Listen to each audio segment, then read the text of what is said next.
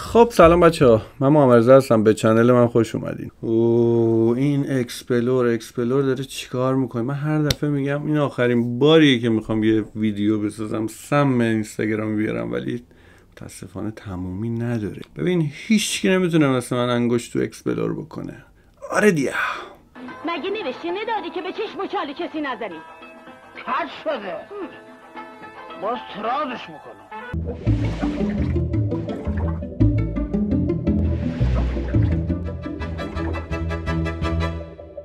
خب امروز هم یه سری ویدیوی عالی براتون آوردم، بریم ببینیم چجوریه. چرا میزنی؟ خجالت نمیکشی زن آوردی خونه؟ 2 روز عروس من خونه نیستش، رفته خونه پدرش. چی میگی بابا؟ مادر من توهم زدی یا؟ برو کنار ببینم. من توهم زدم؟ پس این چیه؟ این کیه؟ دختر بی حیا. تو زن داشتی؟ مگه نگفتی طلاقش دادم؟ لذت کن بابا. ببین عجب آشیه. اون میاد میگه اینجوری، بعد این یارو اصلا نمیدونه این زن داره. این هم که دیگه اصلا من اینو نگه داشتم بهتون نشون بدم. سوپر استار اکسپلور ایران، اسمش هم نمیدونم، ولی هرچی هستی ایشالله خوش بشید. تو مادر منی یا مادر اون؟ 2 روز زنم نیسته، حالا هی تو بیا منو بپا. احمد، من مادر زندگیتم، میفهمی؟ زنت کم زحمت تو میکشه؟ دوست داشتی اونم بهت خیانت کنه؟ غلط میکرد، اون وقت سرشو میذاشتم رو سینه‌اش. خجالت نمیکشی خودتو زدی به موش مردگی؟ زنای قدیم لباس زیرشون رو پهن نمیکردن تو حیاط واسه اینکه نامحرم نبینه. تو خجالت نمیکشی پاشدی اومدی خونه پسر من؟ پاشو گم شو برو بیرون تا جرت ندادم. دفعه بعد همچین چیزی ازت ببینم خدا. آقا اکت یارو رو دیدی؟ بهت میگم این بازیگر سوپر استاره موقعی که مادره داشت یه سره یارو رو میترکون میگفت جرت بدم و فلان، سره اینجوری بود. بذار بزنم عقب بعد ببینین اینجا نکن. خجالت نمیکشی خودتو زدی به موش مردگی؟ زنای قدیم لباس زیرشون رو پهن نمیکردن تو حیاط اون پشت نگاه کنی نامحرم نبینه. تو خجالت نمیکشی پاشدی اومدی خونه پسر من؟ پاشو گم شو برو بیرون. آخه چه موش مرده ای شده. همین الان میخواد سر زنشو ببره. اون پشت نگاه تا کن. جرت ندادم. دفعه بعد همچین چیزی ازت ببینم خودم طلاقشو میگیرم ازت. باشه بابا مادر من، پابرومو بردی من تسلیم. ببخشید راست من اشتباه کردم. عجب چیزی بود آقا، عجب چیزی بود.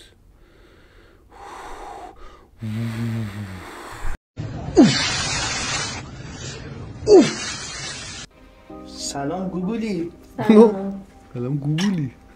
چته؟ ناراحتی؟ هیچی بابا، این رل جدیدم بحث کردم. پسرای اسکل عقب افتاده میگه تو نباید دوست اجتماعی پسر داشته باشی. دوست اجتماعی پسر چی اصلا؟ هی بهش میگم بابا ما اصلا رفیقیم، هیچ حسی بینمون نیست. میگه نه من همجنسای خودم میشناسم، همه بهت چش دارن. راست میگه، منم روم نمیشد بهت بگم که بهت حس دارم. چی داری میگی میلاد؟ من و تو مثل 2 تا رفیق دختر میمونی. ببین تو پسرا یه ماده‌ای هست به اسم تستوسترون. عالی بود. مثلا ما تا حالا چرا نمیدونستیم تو پسر یه ماده ای هست؟ اسمش هم که چی گفت؟ تستوسترون چی؟ اگه بزنه بالا به خر ماده‌ام رحم نمی‌کنن. چی میگی میلاد؟ خفه شو. چه صافت. ببین آقا این همین الان اونور بود با همین تیشرت. یا حسین دیدی بهت گفتم دوست اجتماعی همون شکارچی صبوره که منتظر فرصته. شانس آوردی تعقیبت کردم، وگرنه این حرومزاده. یه لحظه صبر کن، حق با تو بود، من اشتباه کردم، اصلا ارزششو نداره. بیا بریم.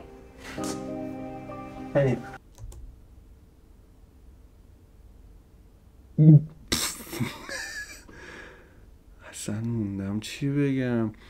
پسر با همون تیشرت از اون خونه که زن داشت اومد بیرون، رل این بود اومد اینو داشت میزد. وای. و فقط اون صحنه ای که راجع به تستوسترون صحبت کرد.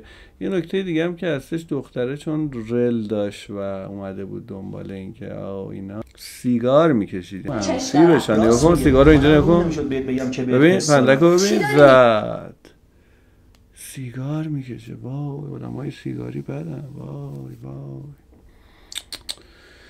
اصلا نمیدونم چی بگم. امروز خیلی اوضاع خرابه.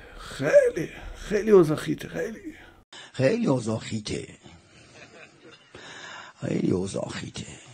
سلام، ببخشید شهرک ناز میخواستم برم، میدونید کجاست؟ شهرک کجا؟ شهرک ناز. ناز؟ بله، میدونید کجاست؟ همینجاست. خفه شو بیشور.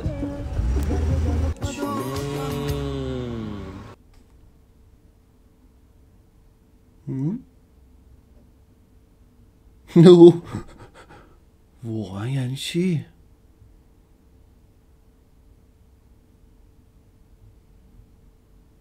ها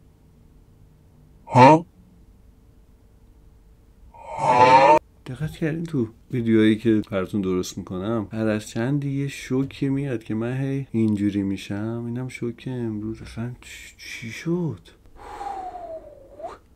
بریم بعدی. خدا خیر بگذره. راحت باش. همسر هیچ تلفن کاریه، بعدم باش میگیرم. راستی نگفتی اسمت چیه؟ آوا.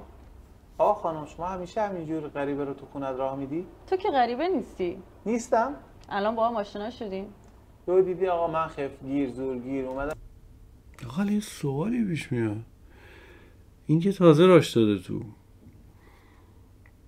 اسمش هم که یارو نمیدونه، یعنی مثلا یارو جلو در دیده گفته بیا تو، اصلا چیه؟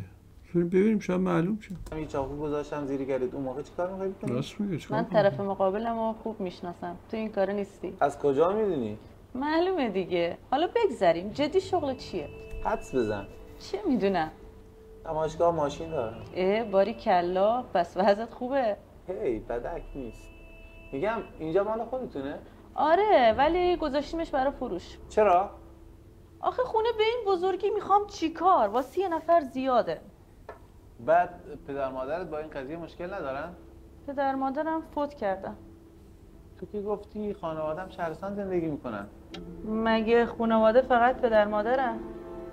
این اینجا چی کار میکنه؟ کی؟ وای! کی خب؟ داداشم! چی؟ داداشم! خب چیکار کنم؟ بیا برو بیرون! نه بیرون نه بیرون. پشت پنجره داری؟ نه حفاظ داره. چیکار کنم؟ وای صبر کن ببین، تو مشتری خونه هستی باشه؟ تو مشتری خونه هستی، فقط حال نکن. اومدی خونه رو بخری. چیکار کنم؟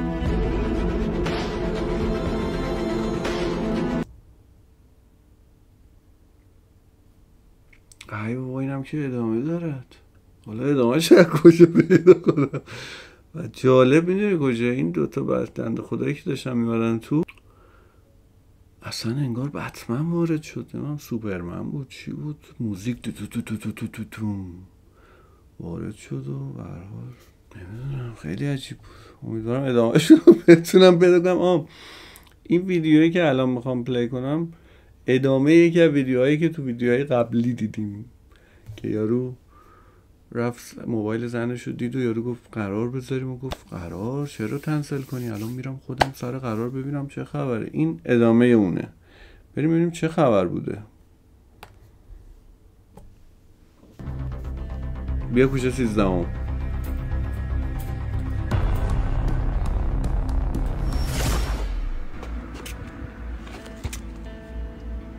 راهله تو اینجا چیکار میکنی؟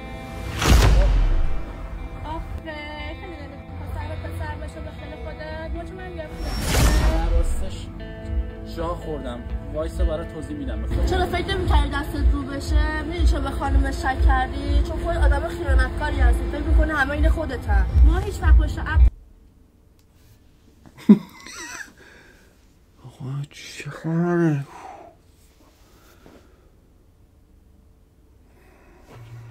مثلا نو کامنته. نمونه گل پسر هر دوی دوست داشتنی.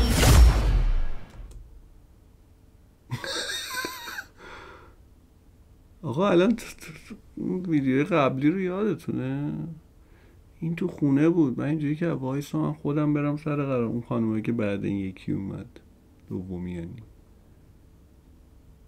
بعد اون یکی اومد بعد گفت فکر نمی کردی اینجوری باشه. یعنی چی؟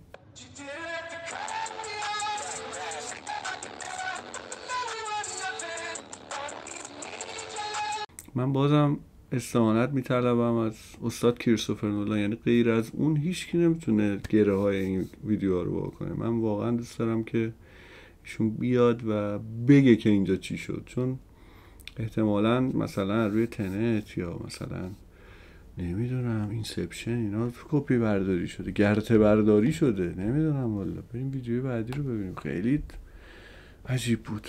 شماره 4 رو میدم بهشون، فقط برای اخلاقشون.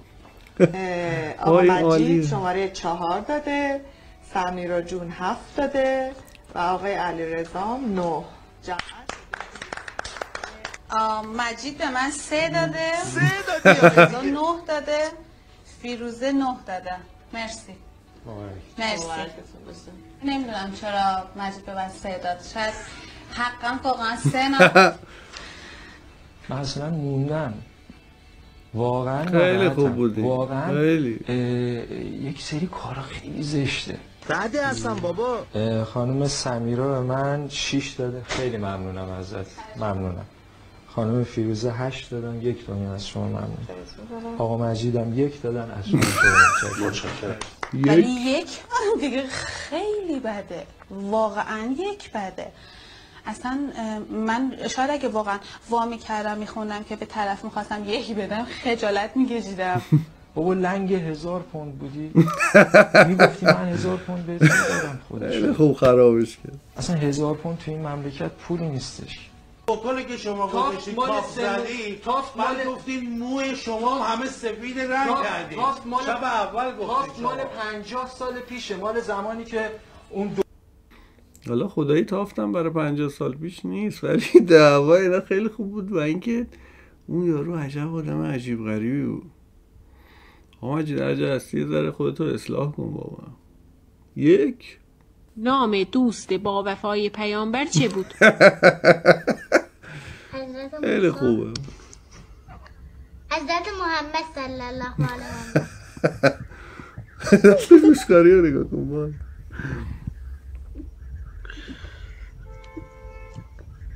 چه بود؟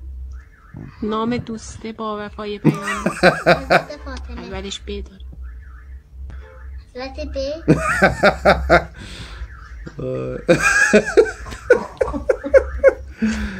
وای خیلی خوب. الان گفتی بلال. حضرت بلال.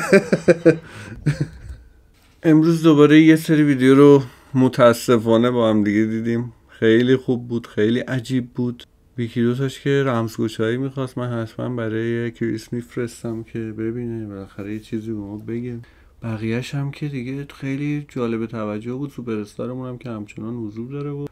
و مرسی که ویدیوی امروز رو هم دیدین. زود برمیگردم با ویدیوهای سمی‌تر، عجیب غریب‌تر، پیچیده‌تر.